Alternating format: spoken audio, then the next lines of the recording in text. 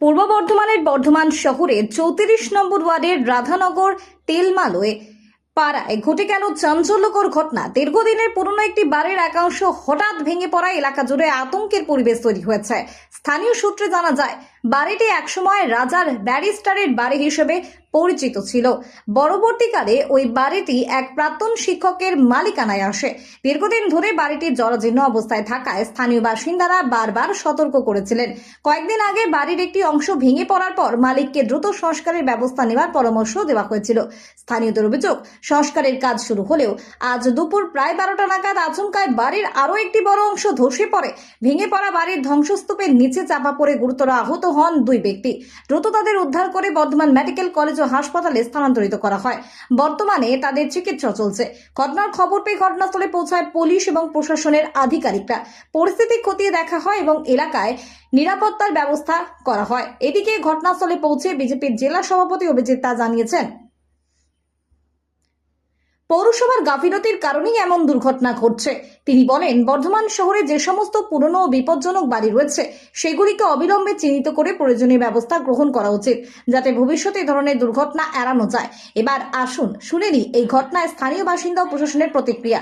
ঘটনাটা বলতে এটা আমাদের বর্ধমান রাজার ব্যারিস্টারের বাড়ি ছিল। বর্তমানে বাড়িটি কিনেছেন পাশের বাড়ির শিশির সামন্ত নামের এক ব্যক্তি। উনি বর্ধমান টাউন স্কুলের প্রাক্তন টিচার। আজকে বেলা 12টা নাগাদ 12টা বেজে 2 মিনিটে, কারণ আমার কাছে সিসিটিভি ফুটেজ রয়েছে, 12টা বেজে 2 মিনিটে আচমকা একটা অংশ ভেঙে পড়ে। এই দিন 7 আগে আরও একবার একটা ভেঙে পড়েছিল। তো সেই সময় আমরা জানিয়েছিলাম বিষয়টা ওনাকে, যে এরকমভাবে নিচে অনেকগুলো দোকান রয়েছে বা একজন তেলে ভাজার দোকান রয়েছে একজনের। তো এই জায়গাটায় বসে ওনারা ব্যবসা করেন, আপনারা এটাকে একটা কিছু ব্যবস্থা করুন, নাহলে যে কোনো মতে বিপদ ঘটবে। উনি বিষয়টা নিয়ে আমাকে জানিয়েওছিলেন, আমি কথাও বলেছিলাম। তো উনি সবে কাজ শুরু করিয়েছিলেন, তো তার মাঝখানেই আজকে ঘটনাটা এরকম ঘটে যায়। একটা কোণা পুরো ভেঙে নিচে পড়ে এবং নিচে সাইকেলের দোকান আছে যেটা, সেখানে 3 জন ছিলেন। একজন বয়স্ক করে, ওনার নামটা আমি ঠিক বলতে পারছি না। তো উনি আর যে ছেলেটি, ওই ছেলেটির দোকান, এরা 2 ভাই থাকে দোকানে। এদের মাথার উপরে, মানে এরা বাইরেতে কাজ করছিল আর ভিতরেতে ওটা ভেঙে পড়ে, তো ছাদটা ভেঙে যায় এবং যার মাথায় পড়ে প্রচণ্ড আহত হয়েছেন এবং গুরুতর জখম অবস্থা। আমরা তাড়াতাড়ি করে বর্ধমান হসপিটালে পাঠাই, এখন উনি চিকিৎসাধীন।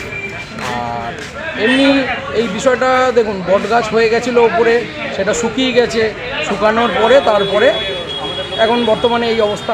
এখন পুলিশ প্রশাসন এসছে। কতজনের ক্ষয়ক্ষতি বলে মনে হচ্ছে? ক্ষয়ক্ষতি মোটামুটি একজন খুব গুরুতর জখম, আর ওর বাবা একটু হালকা পাতলা পায়ে চোট লেগেছে। এমনি বর্তমানে এখন সবই ঠিক আছে। আর প্রশাসন এসছে, বিষয়টা ডিএম ম্যাডামের কাছে গেছে, পৌরসভা থেকে ইন্সপেকশন এসেছিলেন, ডিজাস্টার ম্যানেজমেন্টও এসছে, ফায়ার ব্রিগেড এসেছিলো। মোটামুটি এখন গার্ডওয়াল দিয়ে তো ঘিরে রেখে গেছে। বাড়ির যে মালিক উনি কোথায় এখন? বাড়ির মালিক দেখুন, বাড়ির মালিকের দোকান হচ্ছে আমাদের এখান থেকে সৌদামিনী মিষ্টান্ন ভাণ্ডারের পাশে ওনার দোকান, চুনের আড়ত। তো উনি ওখানেই থাকেন। বর্তমানে উনি বাড়িতে নেই, ওনার ফোন নাম্বার ওনার বাড়ি থেকে নেওয়া হয়েছে। আর ওনার ছেলে থাকেন বাড়িতে। তো ওনার নামটা? ওনার নাম হচ্ছে শিশির কুমার সামন্ত। উনি জানেন এই ঘটনাটা? উনি অবশ্যই জানেন, কেননা ফোন গেছে, প্রশাসনের তরফ থেকে ফোন গেছে, তো অবশ্যই উনি জানেন। উনি কি আশ্বাস দিয়েছেন? উনি এখনও কোনো কিছু আমাদেরকে কোনো কিছুই জানায়নি, বা হয়তো উনি প্রশাসনের সঙ্গে ডাইরেক্ট কথা বলছেন।